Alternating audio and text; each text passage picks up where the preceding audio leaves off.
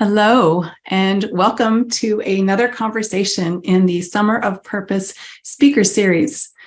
My name is Gayla, and I'm excited to introduce you to and share with you some awesome, inspiring women that are helping and assisting us on this journey of life, not just summer.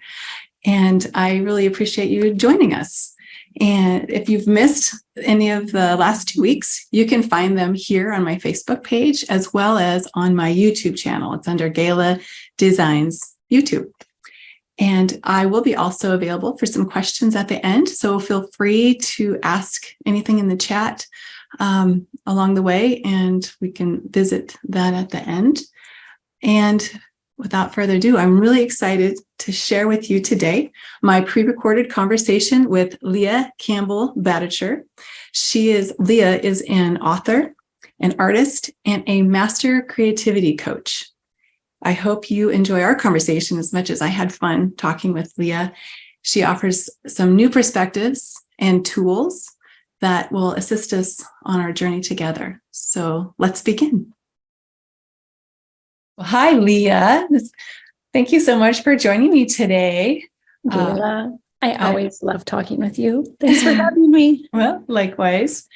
Yes, it's an honor to have you part of the Summer of Purpose speaker series and sharing all the wealth of goodness and love and open-heartedness that you have with us. I'm excited to share with everybody, and I'll always glean what I can or what I do from you as well. So I'm excited for our conversation today. So let's dive in. I was telling, as we were speaking just before the call, I was saying our conversations always end up being this like unfolding of surprise and richness. And it's like there's intention, and then there's also this just like the delight of unfoldment. And so I have been looking forward to this, and I'm so honored that you invited me. So thank you again. Thank you. So let's just start with, tell us a little bit about you and what your background is and what got you started in what you're doing. Yes. So I was reflecting on that question and thinking one thing that I wanted to share with this audience that occurred to me, that along the way, like throughout life, I've always had many interests. And there has been a lot of messaging, and I think there is a lot of messaging about how you need to pick one thing, about, being a jack of all trades and a master of none. And those sort of criticisms and judgments were often like loomed like these shadows in my consciousness for a while. But not so much so that they completely eclipsed like my own curiosity and drive and desire. And so what I wanted to say was that there were so many things, and like how I ended up here today. I mean, one of the things I thought of was like, as a child, I loved to spend time by myself in my room, watching the dust motes float through the sunshine. And like, just like, I was what you would call like spacing out. And I want to share a tool at the end of this conversation that, years later, like decades later, from being decades away from being that child who was like daydreaming, spacing out in her room, I learned through a series of trainings that there are actually like techniques, like meditation techniques. And that was what I was doing innately as a child. And like things like that are essential to well-being. And then the other thing I thought of was sometimes when contemplating or not contemplating at all, these like dust motes in the sunbeams, I had this poster of Albert Einstein because I loved Albert Einstein, and was just fascinated with like a mind like that. And to me, he was a great humanitarian too. And I was just, I don't know why, just so as a child, even obsessed with what made certain people just flower into into this genius and into this creative genius. And that was a thread that I always stuck with, like just having a curiosity about this greatness that flowered within people, and particularly like creative genius that also had this touch to me of like a humanitarian or a spiritual or even mystical quality. And then what seems like a long way from that, long story short, went to law school. And Little side road. And did not feel like I was like flourishing there. It was challenged and it was satisfying in some ways, and in other ways, like was a sort of pressure cooker. I see it like as a time of alchemy now, where from that pressure, I think, was born this desire to know what it was to flourish. And I had thought that like higher education would do it. And then I understood after that, like what I was really in search of was wisdom, like how to live a good life. Like, what does that mean? What actually is it that allows like the human spirit to awaken and flower? There were some like difficult times there, but there was also some very spiritual times, like it was an awakening time, and made me think more deeply about what I wanted to do with my life. And so through my own searching, through coaching, through meditation, through all sorts of trainings after law school, and when I was beginning to work as a lawyer too, I had decided that I wanted to be an artist. And I decided that I wanted that path to be not only about making art, but to be like a soul-making journey first and foremost, and to see what art like flowed from that soul-making process. And I wanted to make a life and a living and money doing that too. I wanted to fold it all into one. And when I looked around for where can I go to school for this? Who can I study with? There might have been people to study with, like, but I didn't see any one place that like wrapped up all of these seemingly disparate, but not areas of interest and passions of mine. And though meditation was really helpful in learning to trust myself more, all the movement I was doing, from running, swimming, to Pilates, yoga, that was very helpful. And then Martha Beck, like one of the OGs for life coaching, following her work, reading all sorts of psychology, sort of like all of these where I started to gather in from all of these places, the sort of the wisdom tradition that I had been seeking. So that's kind of background. Yeah. Well, it's lovely. It's following, you got to that point where you were following your heart and listening to your call, that calling of something bigger, and knowing that there was something bigger and deeper and more.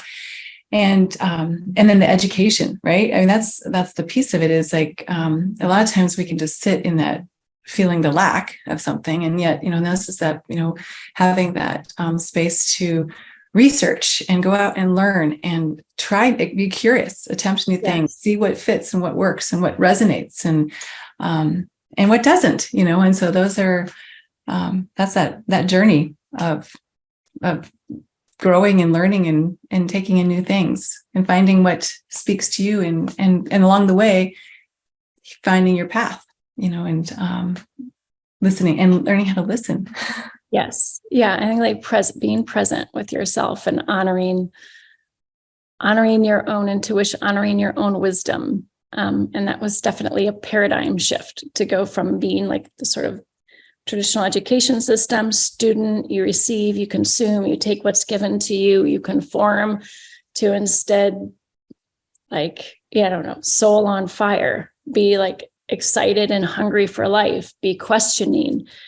It's even places that say they are teaching critical thinking, to be like, is it truly, like to question, is it truly teaching me critical thinking if then I'm also being told I can't think outside of these bounds, or my thoughts aren't valid unless they're footnoted? Right. which are not my thoughts, and actually. Right.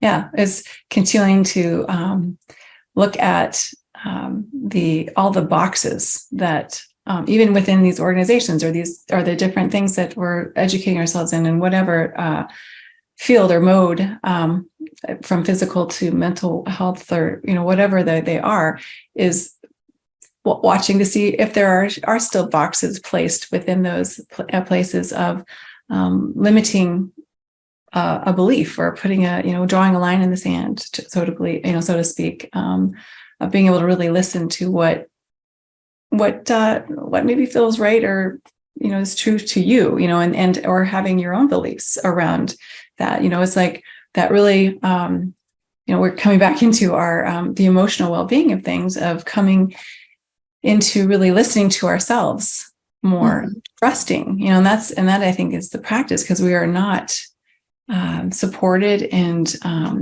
until I think there's more and more now. However, the culture has not been supportive of what do you think, how do you feel, it's more about this is how you think and this is how you feel. And I think that's caused a lot of our emotional unrest, is just the disconnection with ourselves.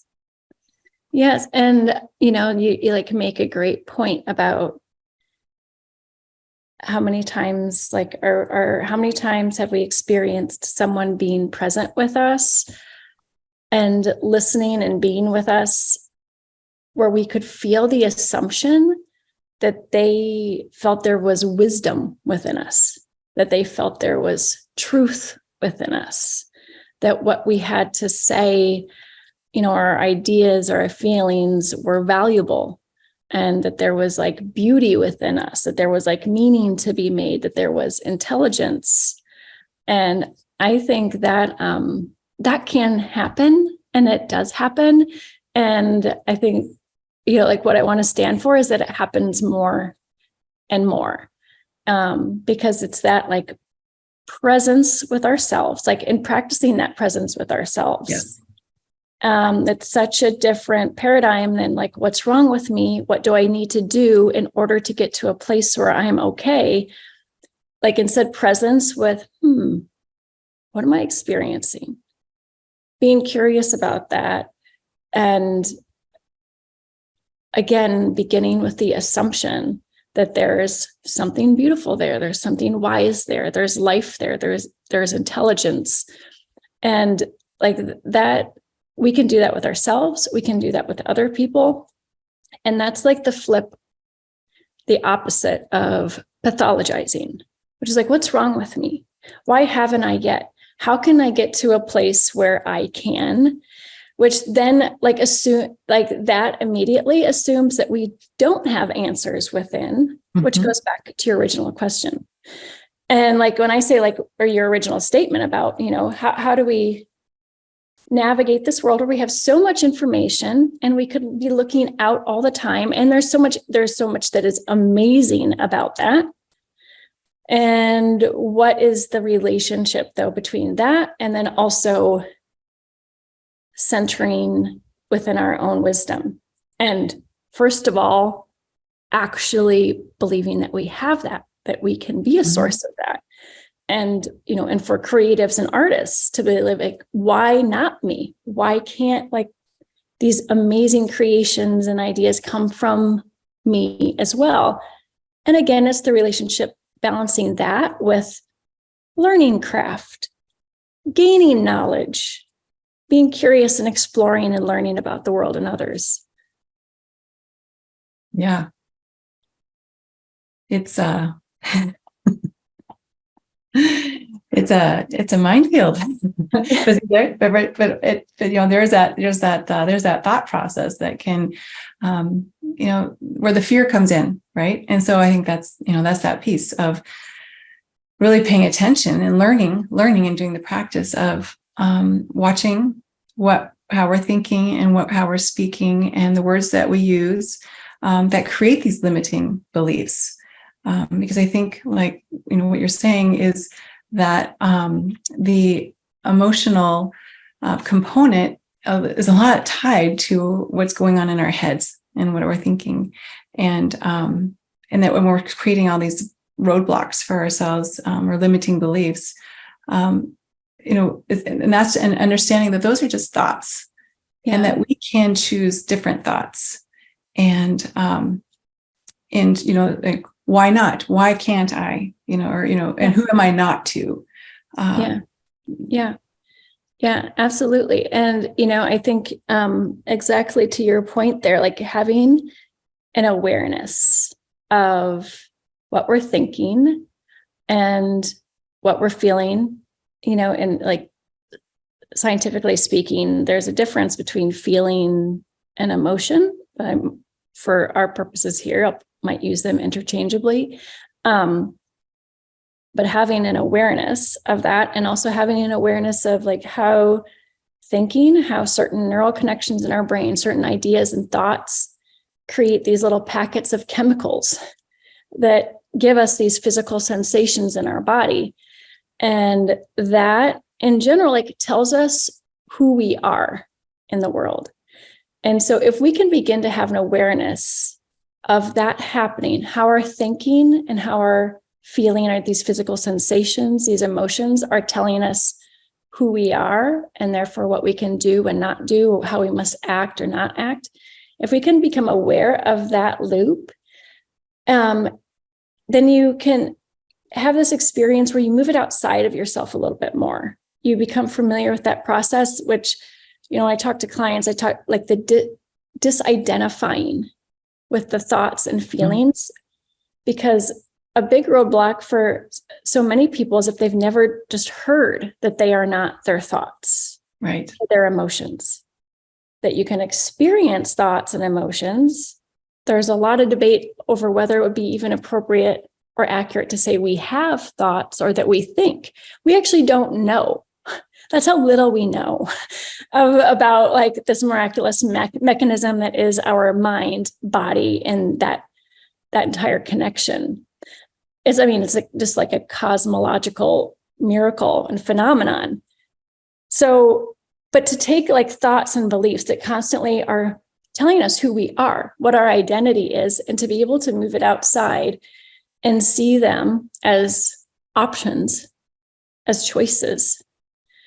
And I know I'm making it sound simple, but that's the practice. And it's the practice of it, of creating this distance that then gives you an opportunity to respond rather than just be at the mercy of this constant thought feeling loop, which is part of like how I got into doing what I was doing, because I was in like a thought feeling loop by the time I was in law school that was not serving me. Mm-hmm. I was like, do I just have like a predisposition to depression? Like I knew there had been some of that in my family. Do I just have this predisposition to having a lot of self-loathing? Like that to me just felt like a life sentence to be trapped inside. And I didn't even have the knowledge about thought feeling loops. I just thought it just felt to me like who I was. And that's like, I'll hear clients who are new to this work say, it just feels true. And that is when thinking has become feeling. Just because something feels true, that just means it's been internalized. It was a game changer for me. When I read, and I was in law school, there was a brain researcher at the University of Iowa by the name of Nancy Andreessen, and she had written a book called The Creative Brain. So of course I had to read that. And it was the first time I had ever read the word neuroplasticity. And I remember underlining that word and circling that word, because anything I had heard to that point, this was like the early aughts, was that you're basically screwed by the time you're in your early 20s, that we're hardwired, you are who you are. I was like, oh no. And then she was like, no, neuroplasticity, actually the ability of the brain to change. And then that sent me down this path of learning about the ability of the brain or the mind, who knows, to change itself. And that opening, that neuroplasticity was like a portal into possibility. And, that led down the roads of like lots of different meditation practices or self-inquiry practices, basically self-liberation practices and mind training practices and self-mastery practices to begin to, again, see oneself not as what you think and feel, but become aware of what you were thinking and feeling, and then begin to understand how that informs your identity, and kind of then how that loop begins, how we are wired to try to stay consistent with the thoughts we believe about ourselves. And we can be so much more creative than, I just think there's infinite possibility for us to be creative in discovering like who we are, who we want to be creating, who we are, who we want to be, and what's available for us from the inside out. Yes. Yeah. And that's what I've always felt really connected with your work. And speaking of, hearing truth coming from Leah, is that, this is this work about from the inside out, of taking that time to have those introspections moments and that stillness to really hear what's going on inside and question some of those thoughts and beliefs, write them out, what you're believing and, or what you're thinking at the moment. And then really look at those things and, question, is that really true? And being able to see that we can choose and change how we are looking at things and rewording and recreating our present moment and, even our past, how we're thinking about our past. Yes. And of course, that applies to the future too. However, it all starts from the right now, right? It's in this moment. Yeah. And so it's remembering that, and that it is a practice because it is, and it's not, in some respects, it can be very simple. However, it's also extremely challenging and, I don't want to say hard, but at times that's how it feels. Right. Yeah. And yet it's so worth it. And I want to give you credit too, because I think one of the reasons it can be hard and challenging is because it's not something that's constantly reinforced by much of the world. And so when you do what you've done, I'm going to create a podcast. I'm going to create this Summer of Purpose series. You are being a pioneer. You're kind of spearheading. You think of the geese, that lead, the one at the front, that's breaking wind and for everybody else. And so I just want to say that to acknowledge the amount of courage that it takes, that when it's hard, it's because you're doing something that's hard and strong. And then also that it will make it easier for others once these kind of practices start to become more and more the norm. And also for anyone listening who is well, how can I make it sustainable? And how can I work through the fact that it's challenging? I would say to promise yourself that you'll find community or another. Yeah. Because even just one other person who is on this path, right? Or if you find a tribe, and to let that process be a process too, not to be oh, I went to one meditation meeting and everybody there was weird, not my people. It tells you then who your people might be, right? And you keep going until you find those friends and those allies in that community, because I have seen that be such a catalyst, almost miraculously, for transformation and change, where people were trying to go it on their own for a long time, but then having a tribe that was a sanctuary that they could come into. I think what it does is quiets the part of our central nervous system that's I am way out here on my own. I don't belong. I'm going to get thrown out. And instead, they are witnessed by others, and you experience both this liberation from doing this practice, and you also experience a sense of belonging. And that is an amazing thing and can really have this amplifying exponential effect on, just the reward of the process and also progress. Yes. Yeah. That is an extremely valid and so true statement of how community can bring in that support, the validation, and just that, the reminders, like you're saying, that it is challenging because we're not, it's this being self-compassionate and kind and gentle and being introspective and caring what's going on within ourselves. Self-care is not something that is taught and promoted. And so finding a community and finding places that you can surround yourself with that information, and having that as a continual support and reminders, having reminders, and bring yourself back. And I find that for myself very true as well. It's so easy to go down the rabbit hole when you're on your own, and especially when you get those thought loops going and you're not getting it verbally outside of yourself. Yes. Even writing about it, and getting it out so you can see it, that it can really create hours, days, maybe even weeks for however I could say with doing the work. It does get shorter and it does get easier.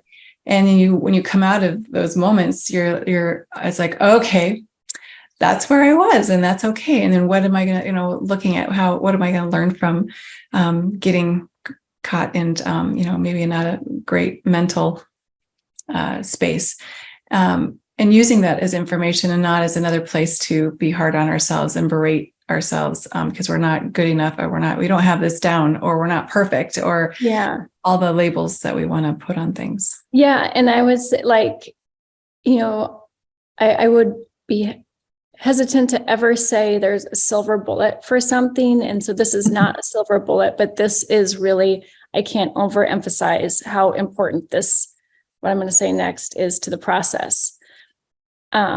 Curiosity, like an energy, an attitude, an orientation of curiosity. I mean, it's such a close companion to then it makes kindness more accessible. It makes compassion towards self and others more accessible. But if you kind of have a commitment from the beginning, like how does curiosity approach this? Like, what's going on in my brain? I like to tell people that, what's happening for them, to take it out of the realm of some sort of spiritual or character defect or flaw, and instead to be like, this is neurobiology. This is my brain working. This is millennia upon millennia of evolution that I am working with here. It's no small task. And so curiosity is not just like this like nice, soft, whimsical approach. There's also now, there's plenty of thousands of years of wisdom traditions that have espoused like curiosity being the path towards mastery. And now too, we have enough advances in neuroscience to where we can actually see states like but states of curiosity in the brain and states of playfulness in the brain are when our brains are most plastic. That means when we are curious, when we are playful, that is actually when we're able to most change our brains, literally rewire them. So when we are most curious and most playful, that is literally when we are most able to change our lives from the inside out. Because when we change our brains, we change our external reality. Mm-hmm. And so I wanted to offer that part about the neuroscience for any skeptics on the fence who are like, I don't know, I kind of think being a little jaded and hard on myself is really the way to go. Because I know that's a lot of conditioning. It was like conditioning that I had. Can't let go of being hard on myself. Like that's part of how I got this far. Well, that's also part of like why I got myself so miserable. And it can seem scary to let go of the quote unquote security of being depressed and pessimistic. Yep, what we're used to. Right. And instead embrace curiosity and playfulness. And so again, it's backed up by the neuroscience, like that's actually only change. And also curiosity and playfulness also, it's not just sticking your head in the sand, but those are also the states in which we are most creative, which has been shown in the neuroscience as well. When we are curious and we are playful, we have access to the areas of the brain. Literally, they can see blood flow going to the areas of the brain where, like the prefrontal cortex, areas of higher executive functioning, also like the imaginal mind, long-term memory. So we can access our whole life's experience to look at the problem in front of us or the opportunity in front of us. Whereas when we're closed down into a survival, fight, or flight mode, which is what happens when we're critical of ourselves or we feel threatened because we're in a critical environment, biologically, just neurobiologically, blood will not go to those higher functioning places in the brain. It will just go to our immediate survival, and it'll be very self-interested and very short term. So it is really in our interest, our best interest, our highest intelligence, it promotes our highest creativity. And I think for the planet and our species and other species as well, to cultivate states of curiosity and playfulness. And it's also nice. Oh, it feels so much better. Yes, it's so much more fun. Yes. Yeah. That's very true. And then that ties in.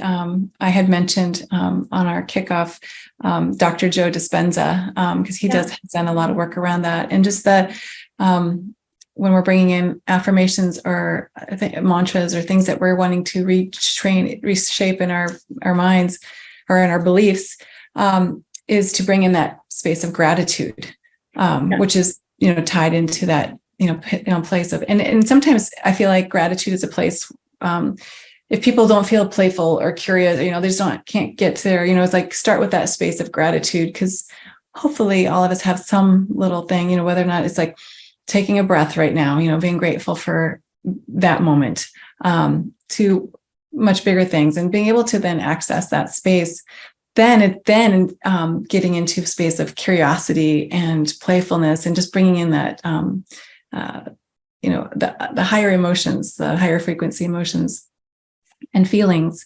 that, as you said, those are where change happens, and that's where things open up. And you said it so very well, explained it beautifully of how that all works, and that is that practice of paying attention to creating more spaces of that for ourselves, so that we can go there and access that, and that because this is something that I've been playing with myself a lot, because I have a tendency to get hard on myself and berate myself, and at some point, I'm getting better about seeing it and watching it, and then not going, that it's a choice to choose.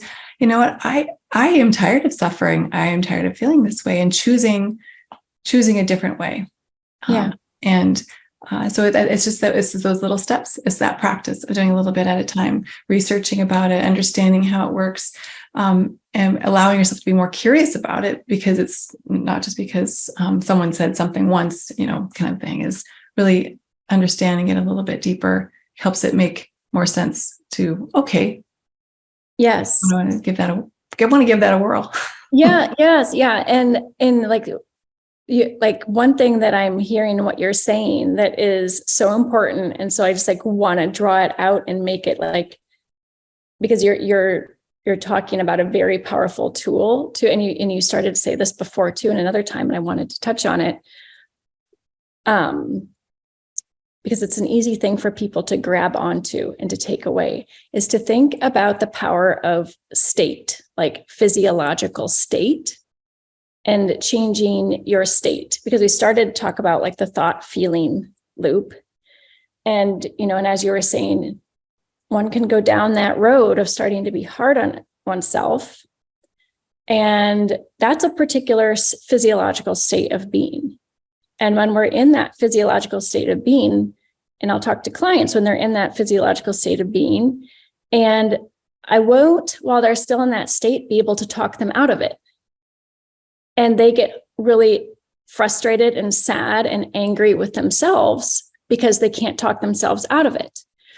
And that, to me, like, that was something I was obsessed with figuring out, because that was for so long, like the prison I felt I lived in, was that I would get into this state where I felt so hard. And I'm like, why can't I think better? Why can't I think better? But I wanted to, but the more I wanted to, but couldn't, then it was just feeding into the negativity. Right. Now I know that there is a term for that called state dependent learning. So when you're in a particular state, then you are just able to think, access thoughts, emotions, energy that are equal to that state. Mm-hmm. So, for instance, like, here's a specific example of, like, if you have a child, like, let's say you have a toddler and they're throwing a tantrum, like, the worst thing to do is to try to reason them out of the tantrum, because the emotion needs to run through their body. They can't biologically access reason at that time. I mean, toddlers sometimes have a hard time accessing any reason, but it's impossible at that time. And so then you see adults like then getting angrier and then at themselves and the toddler, and nobody is accessing reason at that time. And so it's like these times ourselves when we feel these like more toddler-like states come, we're like, I know better. Why don't I do better? Right. It's to understand you're not going to reason your way out of this. Like, and so to breathe and be aware. And then also something, I've done a podcast episode on this and I've talked to clients about it, like energy first. To sometimes think about dropping language, dropping intellect, and instead shifting, how can you shift energy? And maybe it's being out in nature. Maybe it's something like, I will go to bed and get a good night's sleep, and tomorrow I'll be in a better state. Maybe it is talking to somebody that you trust, but starting to like really become aware and knowing yourself for what things are effective state changers for you. You know, is it like, do you have a funny friend, or is it funny movies? For me, well, and for a lot of my clients, sometimes just being alone, just being absolutely alone for a while, making art, whatever, like just knowing what it is for you. But sometimes having that sort of destination first of, okay, how can I shift my state? Oh, physical movement, exercise is an amazing way to change state. And once you change state, then you can be like, okay, in this state, what story do I want to tell? And how can I reflect on that painful experience? Because it's that equation of like pain plus reflection equals like growth and progress. And that's the way we can then like ask ourselves, how did I evolve today? And so we don't have to be perfect about never having these down moments or tantrums or even like down weeks, but we can instead be curious and be like, what was going on there? And tools that are evidence-based tools like third-person distancing, which essentially sounds like this. I would say, Leah, you seem like you're really scared and angry right now. What's going on, sweetheart? What's going on? Because Leah is experiencing a lot of fear. Like Leah's legs are shaking. Her head feels like it's going to fly off. And it is, again, an evidence-based tool that third-person distancing, that moves you, it creeps you back into the realm of out of control, being completely overwhelmed by hard emotions, and back into like calmer, more agency with your responses. Yeah. That come back to, it's good to talk to yourself out loud.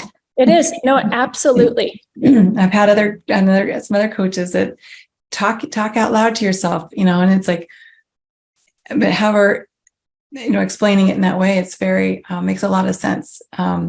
to take it outside of ourselves, to be able to see it differently. And it also comes back to being reminded of that space of accepting where we are, whether, because being in the moment, and in the moment, if we're not feeling good, or we have, we're being hard on ourselves or whatever, we can't break that cycle, okay, what can I do, and doing the practice of learning what it is for us, so that we can pull on those tools when we get into that space. We go, okay, I know I need to go for a walk right now, or I need to go have some quiet time, or whatever that is. And have that all be okay. It's like that coming back to, this is just information. This is, to be curious about it. It's information, and this too will pass. Yes. And you're like reading my mind with that. And that's okay, because that's like another tool to that's a specific tool to be like, when you label, to be like, Leah, you are feeling so angry right now, and that's okay. And, or Leah, you are feeling so insecure right now, and that's okay. That's okay.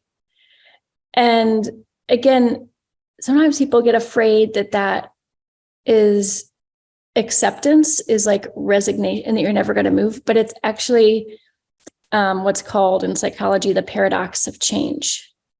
That the first requirement to change is acceptance of what is. Yeah.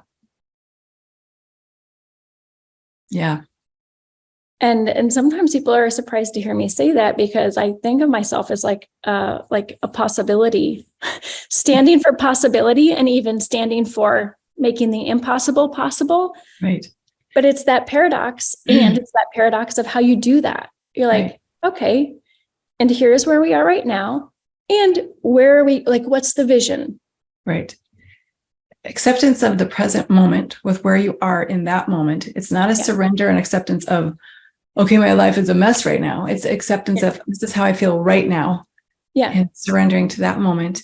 And all right, now how to, and then when you're talking out loud to yourself too, and saying that's okay, you're giving yourself permission to, and learning to trust that from you, and not needing anyone else to give you permission to feel, be validated or whatever.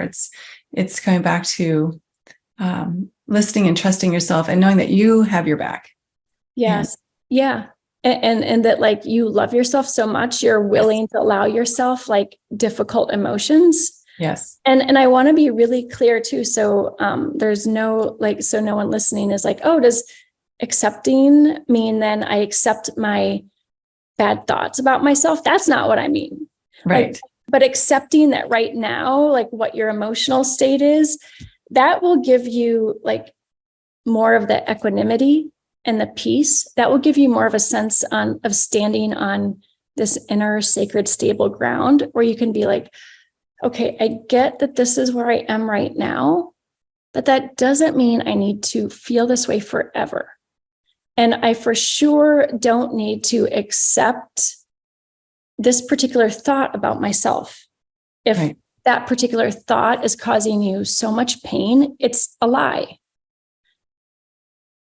And so I just wanted to be clear that when I say accept, it doesn't mean accept any, uncompassionate, unloving stories about yourself, but it means accepting your humanity, and that humans feel all things, and whatever your experience is in that moment is valid. And it's coming back to being reminded about, it's an energy state. Emotion is an energy, and allowing that energy gives it the chance to dissipate and move, versus the stuffing and containing and holding it. Yeah.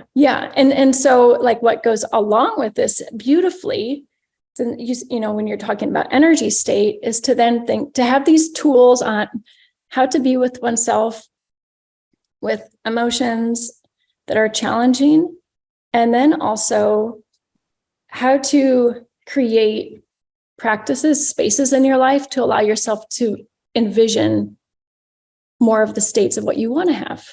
How to give yourself the space to ask yourself questions what is my self-ideal? What is he, she, they, how do they feel like waking up in the morning? What are their thoughts? Like, what is that? What is my self-ideal? Am I on the road to that? And again, creating that space, we start to meditate on that, and our brain is already changing. Once we are like meditating on this vision of the self-ideal, and what's key here too is to do it with curiosity and not in a sort of, I will only be okay once I'm there sort of way. Right. Because the magic is that person is not in a state of, I will be okay when. That person that you're meditating on, that ideal person, if you examine them closely in their consciousness from the inside out, you will see they are where they are.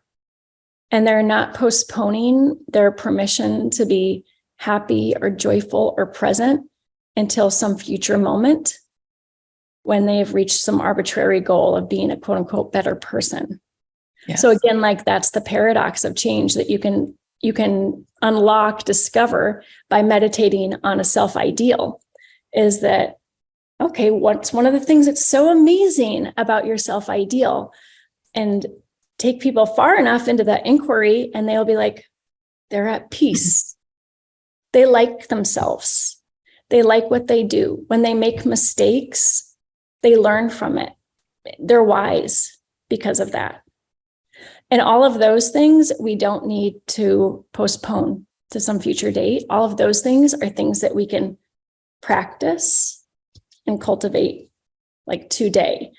And so, just knowing terms of like entrainment, if we're talking about energy, if we're like wanting entrainment is like basically we're syncing up with a certain energy, and we can entrain ourselves, let's say, to a negative, like to anxiety, or we can entrain ourselves to the self-ideal. And a self-ideal doesn't mean they never have any problems, but it's somebody who navigates challenge and difficulty, but also joy and opportunity with a certain set of mastery. And so starting to like, I like this. For me, it's always been helpful to think about being an energetic learner. And whether that's mirror neurons or what's going on, but to think about, okay, who are the real people I know in my life that have certain kind of energies that I can entrain myself to, that I can just be like, how are they? How can I be? I like that. I like how they're, they've got a mischievous twinkle in their eye and they have fun. Or I like how their feathers aren't ruffled when, their day doesn't go well, whatever it is. So just like we can have role models that are either living, dead, real life people, we can also like entrain ourselves to this ideal self. And we can also then think about the ways in which our energy might be something that we can offer to others. Yes. Well, I believe that we are all connected. And so that whatever energy that we're embodying and carrying throughout the day, we are affecting not only just the people right next to us and around us, it is going out there, and so remembering at some level, that we all are contributing to the pot and part of the macrocosm, so paying attention to our microcosm. Yes. Yeah. I think that's like another way of being creative, right? And of having an impact on the world is to truly think of yourself as having that kind of impact, right? And power. I mean, just the way there are people who have devoted their lives to meditating all day or to praying for others that they will never meet and are strangers. And I think a lot of the pressure that's happening in the world, the intensity, like there's this inflection point. And I think one of the invitations, particularly since I get to have so many like beautiful, intimate conversations with people, is that ordinary people are feeling called to take on a more extraordinary and yet also like humble orientation and understanding of themselves. And I think one thing that's resonated with a lot of people I've talked to is to think of themselves as contemplatives and contemplative creatives, like philosophers who live out and amongst the world, who don't just think about philosophy and what might make a good way to live, but they want to embody. They want to be an example of what human flourishing can be. And if you've ever been around somebody who is flourishing, you know how good that feels. And you want to be around them, you want to learn from them, and you can learn from them just by being around them. So, when I was reading some of the beautiful questions that you sent me ahead of time, and one said, "What was your philosophy?" I'm like, "Oh, geez, that's my philosophy." I know the art school philosophy is by cultivating an extraordinarily creative way of being, your extraordinary dreams and results in art become inevitable. But this seemed like a bigger question. And I'm like, my philosophy is I stand for deep human flourishing, that's possible. And that not to say that, not to overstate my role, I know how enormous that is, but I think if I could sum up what I want to do in life and be I want to stand for this in life. I want to stand for, so when someone is what's possible for me? I want to stand for deep human flourishing. That we need more and more people who are willing to say something that sounds so radical. I don't think it's ridiculous, but it sounds so that deep human flourishing is possible, because I think it's that kind of hope and possibility that then gives people an invitation to be yeah, I want to see what deep human flourishing, what that means for me. Yes. And I feel that's how we're going to change, is more of this grassroots individuals who are hungry, needing a different way of being in the world, to stop thinking of themselves as small individual humans isolated from one another, but instead, as you said, to embrace their knowing that we're connected, and to embrace this greater purpose. And sometimes having greater language, contemplative, creative, creativity activist, having these things that gives your heart room to grow and gives you room to be it's okay to have this be a practice in my life.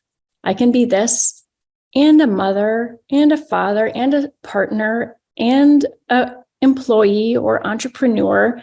I can be all of those things and be this philosopher, be this artist, be this, this creative contemplative. I love that. And that, flourishing for ourselves. And then when we flourish, we are flourishing, everybody flourishes. Yeah. And remembering, because it comes back down to that community piece that we, when we can get outside of ourselves and be so focused on us too, and knowing that there is this ripple effect, and that we can make a difference. However, if it's with our, thoughts and feelings and emotions, and how we're feeling about ourselves, all the way to, being called to do something more, or different, or bigger, whatever that may be. It's being part of the flourishing. It is. And I think of you as a creative contemplative and a creativity activist. And, what you were saying earlier about us all being connected, if that is true. And I think that's something that we say a lot, I think, but more and more we're waking up to what that actually means. And this is one thing that technology has done. It's said that technology, we create in our technology and in our art, and essentially what our invisible interior realities are. So with the internet, we've created a world wide web that is a physical manifestation of the invisible World Wide Web that many wisdom traditions have talked about for a long time, but which a lot of the material, modern materialistic world, has denied because it can't see. But now we have one that's a little bit more visible. We can see it because we have like laptops, and I can see you here from Anchorage while I'm in Michigan. We're like, something must be happening, even if I don't understand it. Yeah.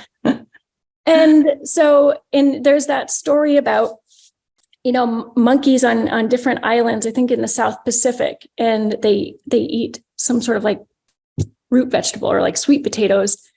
Well, monkeys on one island started like washing the potatoes in the river. And then not long after, monkeys on the other island did as well. But there was no way they could have traveled. So things like that, if like, so people to not think that they're, pursuing their passion and their development and pursuing this practice, what is selfish is also encompassing of the whole, is also universal. Yes. So it moves everyone forward. Yes, it does. Yes. Oh, goodness. Wow. We've had a fun conversation, Leah. Yes, I know. They always are with you. I love talking with you. I feel like I'm like, well, we could keep going. But yes. You had mentioned earlier that you had a tool you were going to share, and I don't know if that was one that you actually shared while we were talking. There was one that you had in mind that you wanted to share. Yes. Yeah. So one was a prompt, and I did share part of that. It's like the curious exploration of what is my self ideal, and giving yourself permission to explore that and to explore that with curiosity, and never using the self ideal against you, but using it instead as this sage, beautiful spirit that whispers back to you, this way, that way, this way, that way. That was one. And to ask yourself along the way these simple questions about what's working, what's not working, and what could I do differently? And being in conversation with the self-ideal. And so that's like a navigation tool, inner and outer. And the other practice, because I was thinking about this theme of emotional well-being, and I wanted to offer a tool that's you can access anywhere. So one of the first places I learned it was from a book that's been around at least a few decades, Les Femi, called Open Focus. He was a researcher at Stanford. Okay. And it's also a meditation technique that's taught in different methodologies and traditions. But it's essentially like beginning with your vision, like letting your vision move from being narrow to more open and diffuse. And so I like to think of it as starting to expand my vision, first 180 degrees, but then also above the horizon line, below the horizon line, and then even imagining as if I could see behind me. So starting to imagine my vision becoming diffuse and being able to see 360 above, below, to either side. And the part that I've added on over the years is this feeling of my consciousness dropping from being mostly in my head to being more centered, like in my heart or solar plexus, or just center. And it feels more like this radiant heart awareness. And you can start to feel your breathing will want to like deepen to match that too. Mm-hmm. And just with practice, I mean, you can start to be able to achieve a state change, a physiological state change in a matter of seconds. And within a matter of seconds to minutes, your stress hormones will decrease, and you will move into this state that I like the mantra, like awareness over analysis. And that does not mean you have abandoned intelligence whatsoever.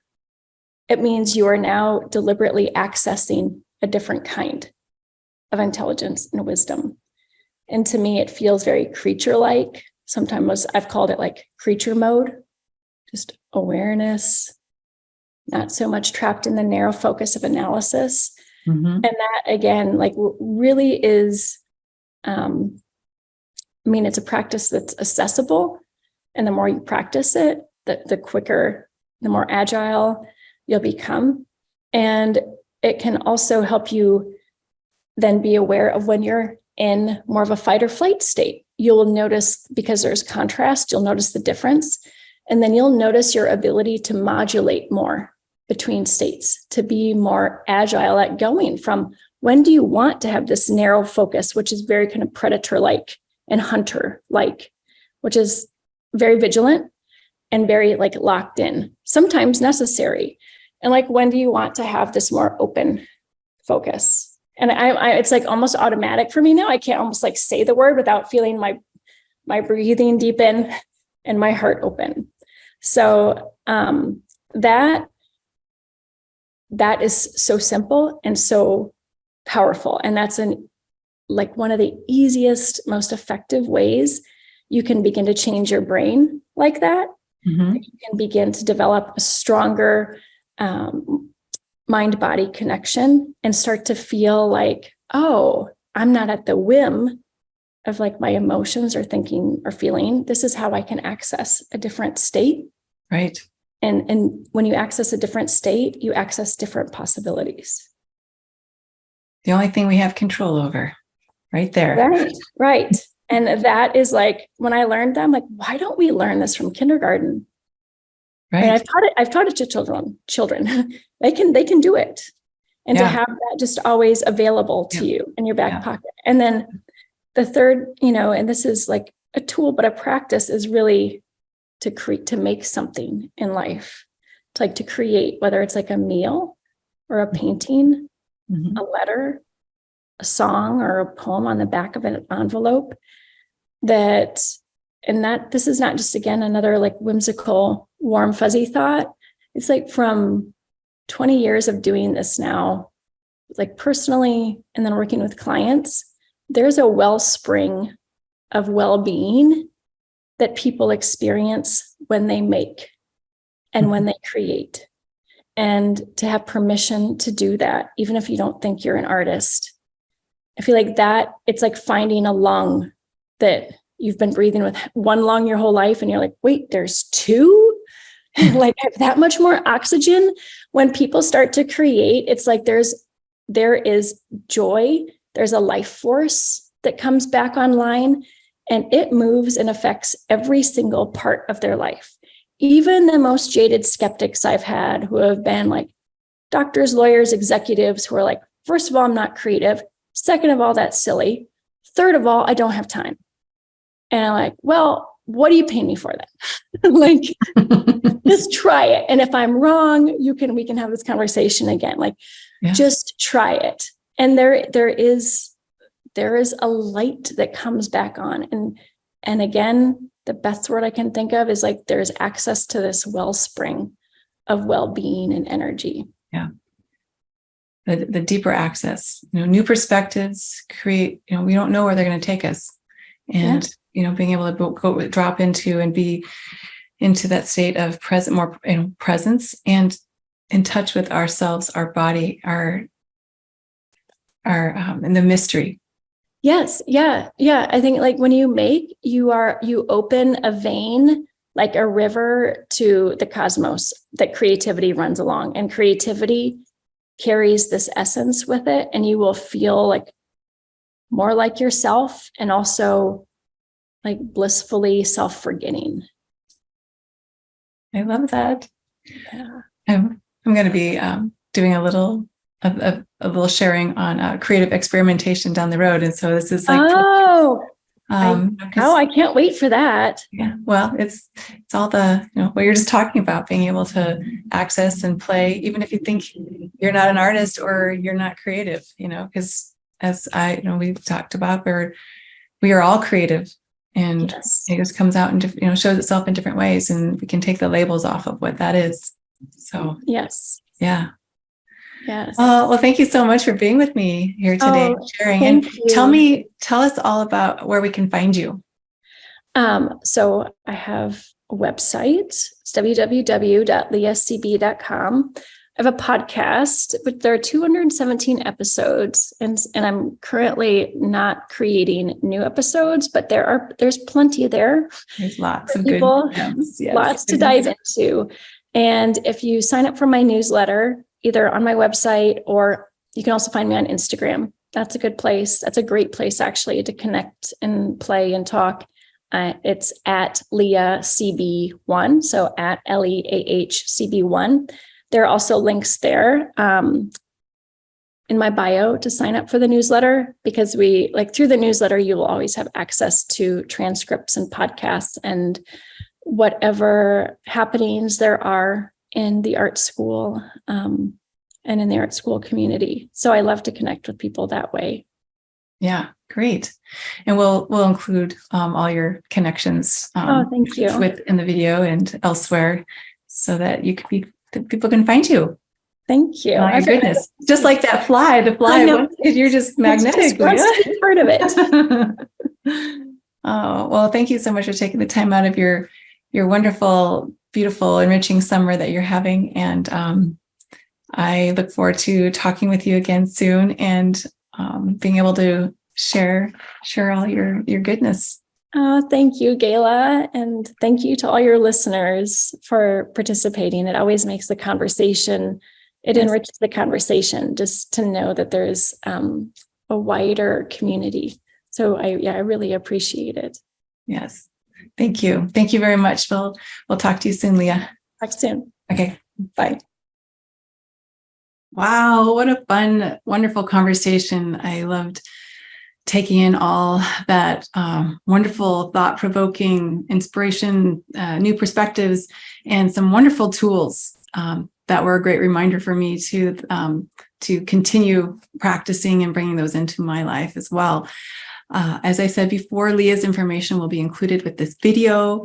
And I just want to remind everyone to how important, as we discussed, the community is, and to find your community, if it's one person or a group of people, or what that looks like, and feel supportive for you. And being a part of this community. I appreciate you being here and watching and participating at whatever level you've been able to, and continue playing with the curiosity, and accessing that playfulness realm as well, and enjoy playing with all these tools that have been discussed today, and exploring your inner self and your world, and how you can bring about more change and flourishing in your own life. And so I encourage you to go create and flourish and have fun with the process. And so thank you once again for joining me today. And you can remember, if you haven't accessed the e-guide yet, that there's a link also in this video to do that. That has some additional tools and information that can help you along this journey whenever you pick up going back and revisiting the videos that are on this Facebook page, as well as on the YouTube channel. And so I look forward to you joining next Tuesday. I have for the rest of the Tuesdays in August. However, next Tuesday, August 1st, I have Jen Morell with Jewel Wellness and Movement joining us for a discussion on spiritual well-being. And I'm really excited to bring that energy and her knowledge and expertise to everyone. And if you haven't already checked out my podcast, I have a new one dropping tomorrow. And if you can find it on all the platforms. And if not there, also off of my website, gaylifescience.com. So thank you once again for being here with me on this journey, and have a splendid week.